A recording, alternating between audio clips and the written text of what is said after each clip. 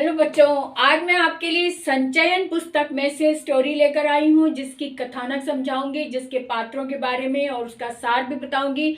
आप ध्यान से देखें कि इस कहानी के मुख्य पात्र कौन से हैं, इसका कथानक क्या है और इसमें राइटर क्या कहना चाहते हैं। इस बात पर ध्यान देना, क्योंकि अगर हम राइटर के सार को समझ पाएं, अगर हम राइटर के थीम को समझ पाते हैं तो पाठ को समझना बहुत ही आसान हो जाता है। तो इसलिए ध्यान रखें, राही मासूम रजा इसके राइटर हैं, लेखक हैं।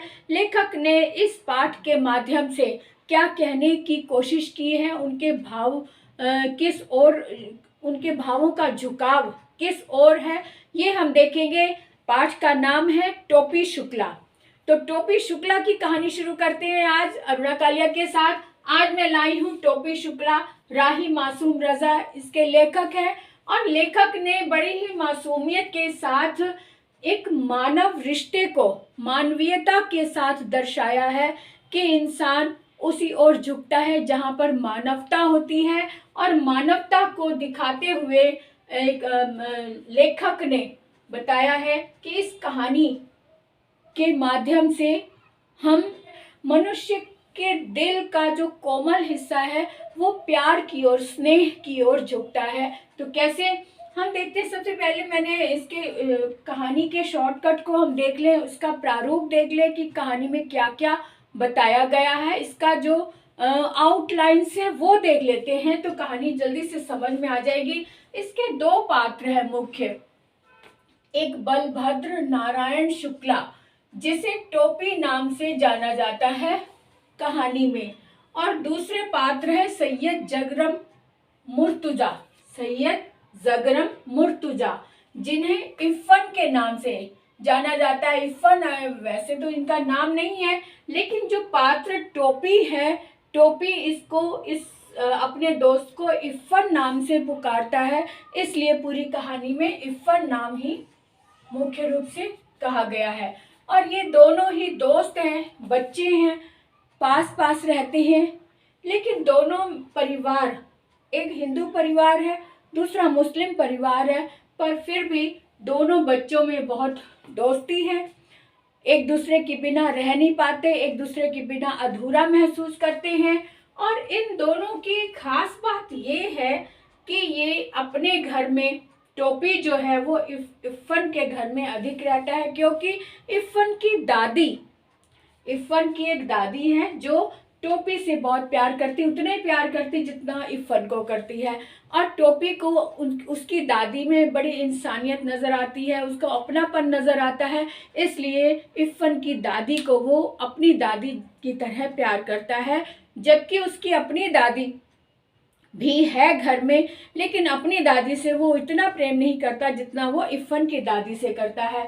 अब दोनों की दादी, ये दोनों मित्र हैं, इनकी दादी, इफ़न की दादी से दोनों मित्रों को बहुत प्यार है ना। अब जो ये हैं, दे बोथ लव टू इफ़न्स दादी, यानी इफ़न की दादी से बहुत प्यार करते हैं।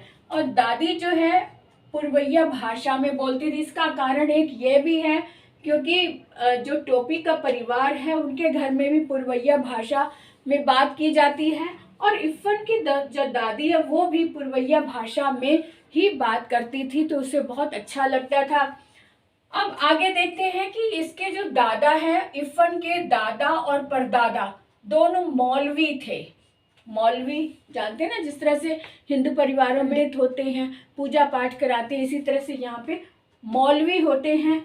दोनों हिंदुस्तान में रहते थे, परंतु दफनाए गए करबला रहते हिंदुस्तान में थे, लेकिन दफनाया गया उनको करबला में, ये स्पेशल बताया गया है। अब इसका कथानक जो है वो भी एक बार देख लेते हैं। एक बार टोपी अपनी माँ को अम्मी कहकर पुकारा, एक बार टोपी ने अपनी माँ को अम्मी कहकर पुकारा तो घर में भूकंप सा आ गया, यानी कि सबने बहुत ही इतराज़ किया, उसकी पिटाई भी हुई। और टोपी इफ़न की दादी से बहुत प्रेम करता था। फिर एक दिन दोनों ने तय किया कि अपनी अपनी दादी बदल लेते हैं, है ना। तो कई बार होता है बच्चों की एक मासूमियत होती है, तो कहते तू अपनी दादी मुझे दे दे, मैं अपनी दादी तुझे दे दूं, क्योंकि इफ़न की दादी जो है वो टोपी से बहुत प्रेम करती, या टोपी इफ़न की दादी से बहुत प्रेम करता था, उसमें उसको अपनापन नजर आता था। तो टोपी ने कहा कि एक दिन हम लोग अपनी दादी बदल लेते, लेकिन कहाँ संभव था। एक दिन खबर मिली कि इफ़न की दादी मर गई। अब टोपी बहुत उदास हो गया। टोपी को इफ़न के घर में सब खाली खाली नजर आता था, क्योंकि इफ़न की दादी उसे हालचाल पूछती थी, उसकी मम्मी का हालचाल पूछती थी, और उसे उसको कहानियां भी सुनाया करती थी, जिसके कारण जो टोपी बच्चा था वो अकेला महसूस करने लग गया। और कुछ दिन बाद एक और घटना घट गई कि इफ़न के पिताजी का जो तबादला था वो कहीं और हो गया। अब वो पूरा परिवार ही वहाँ से चला गया। अब इफ़न के पास कुछ भी मतलब बहुत ही अकेला हो गया था, बहुत उदास रहने लग गया था। स्कूल में भी उसका मन नहीं लगता था। 9th क्लास में वो 3 बार फेल हो गया, और फिर जब तीसरी बार उसने कुछ मेहनत की, अपनी आप को महसूस किया, अपने आप में अपने आप का आकलन किया, तो उसने पढ़ाई शुरू की और वो तीसरी बार पास हो गया। और इस तरह से यानी कि ये कहानी जो है दो दोस्तों के इर्द गिर्द घूमती है, और दोनों दोस्तों की जो मासूमियत है, दिलों की, हृदय की मासूमियत है, उसके बारे में राइटर ने खुलकर बताने की चेष्टा की है कि मानव व्यवहार जो है उसी ओर आकर्षित होता है जहाँ से उसे मानवता नजर आ रही होती है। बस ये कहानी का मर्म है जो दिल को छू जाता है, और इसके जो प्रश्न उत्तर हैं वो भी हम धीरे धीरे करके सॉल्व करेंगे। तो देखते रहिए आज की कहानी टोपी शुक्ला, जिसके लेखक हैं राही मासूम रजा। पुस्तक पर आधारित हम प्रश्न देख रहे हैं, प्रश्न उत्तर देख लेते हैं टोपी शुक्ला पाठ से। टोपी शुक्ला पाठ पर आधारित ये प्रश्न मैंने सिलेक्ट किया है जो कि बहुत इम्पॉर्टेंट है, हर तरह से आ सकता है। ये मनोदशा के ऊपर है, ये एक तरह से पाठ का सार है, सार पर आधारित ही ये प्रश्न है, इसमें ही पूरी कहानी का सार आ जाता है। तो प्रश्न देख लेते हैं। बाल मन किसी स्वार्थ या हिसाब से चलायमान नहीं होता, पर बचपन के रिश्ते के अलावा किसी और रिश्ते को कबूल नहीं करता। टोपी शुक्ला पाठ में टोपी अपने परिवार के एक सदस्य को बदलने की बात करता है। उसकी सोच के आधार पर उसकी मनोदशा का वर्णन कीजिए, यह प्रश्न है। अब इसका उत्तर किस तरह से लिखेंगे? बहुत ही सधे हुए शब्दों में और अपनी बात को समझा सके ऐसे शब्दों का प्रयोग करके हम उत्तर देंगे, क्योंकि हमें इस तरह के प्रश्न 3 आएंगे। संचयन पुस्तक पर आधारित 3 प्रश्न आएंगे, जिसमें से 2 प्रश्नों का उत्तर हमें देना है, और इस तरह के प्रश्न आएंगे। तो वो 3 नंबर का प्रश्न होने के कारण 3 अंक हमें पूरे पूरे मिले, इस बात का ध्यान रखना है। तो उत्तर कैसे होगा? उत्तर भी शब्दों की सीमा भी दी होगी, उसमें 60 शब्द की सीमा दी है। 60 शब्दों में, लगभग 60 शब्दों में हमें उत्तर देना है। तो इसका उत्तर इस तरह से हो सकता है। टोपी शुक्ला पाठ में टोपी अपनी दादी को इफ़न की दादी से बदलना चाहता है, क्योंकि वह इफ़न की दादी से बहुत प्यार करता है, पर अपनी दादी से नहीं। टोपी की दादी कट्टर हिंदू स्त्री थी। वह इफ़न के घर जाने से मना करती थी, क्योंकि वह दूसरे धर्म से संबंध रखता था। जब इफ़न की दादी का देहांत हो जाता है, तब टोपी कहता है कि तेरी दादी की जगह मेरी दादी क्यों नहीं मर गई। यही वजह थी कि टोपी अपनी दादी से इफ़न की दादी को बदलना चाहता है। इसमें कुछ लाइंस आप अपने तरफ से और बढ़ा भी सकते हैं या कुछ चेंज भी कर सकते हैं। यहाँ पर इस प्रश्न में दादी का बदलना एक मुख्य बात है।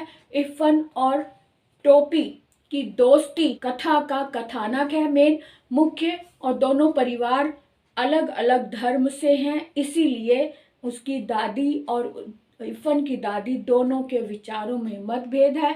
यही कारण है कि दोस्ती जो होती, बच्चों की जो दोस्ती है वो धर्म को नहीं मानती, वो सिर्फ प्रेम को मानती है। जहाँ उसे प्रेम मिलता है वहीं बच्चा जाता है। इसी बात को उजागर करते हुए इस प्रश्न का उत्तर हम देंगे।